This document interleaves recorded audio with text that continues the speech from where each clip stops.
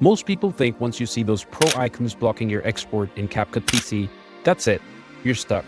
But what most creators don't realize is that CapCut actually processes your entire edit in the background and stores a high-quality version locally on your system.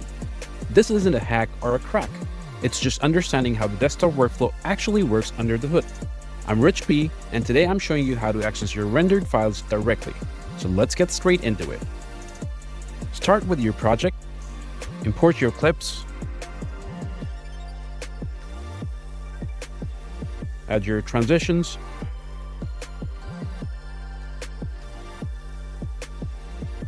and set up your captions. Don't hold back, edit exactly how you want your final video to look like. Now, here's the technical part. Select everything in your timeline by pressing Ctrl+A. Right-click and choose Create Compound Clip. Then right-click that new clip and select Pre-Process Compound.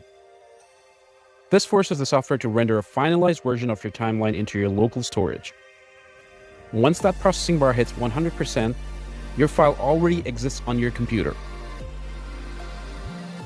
So to find it, press Windows+R and type AppData. Follow this path, local, then CapCut, and find user data. From here, you'll go to projects, then drafts. Once you open the folder that matches your project ID, and go into resources.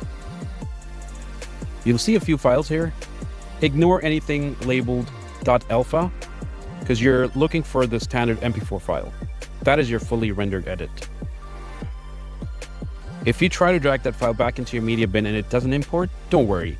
This is a common glitch. Simply close CapCut entirely, wait a few seconds, and reopen your project. Now drag that MP4 back in it, and you can see it will import perfectly. Drop it onto your timeline to replace your compound clip. You're now working with a fully processed version of your entire edit directly from the source. Once you understand how your tools actually work under the hood, you stop relying on limitations and start building smarter workflows. If this breakdown was helpful, please hit the like button and drop a comment below to show your support. I'm Rich B, and I'll see you in the next one.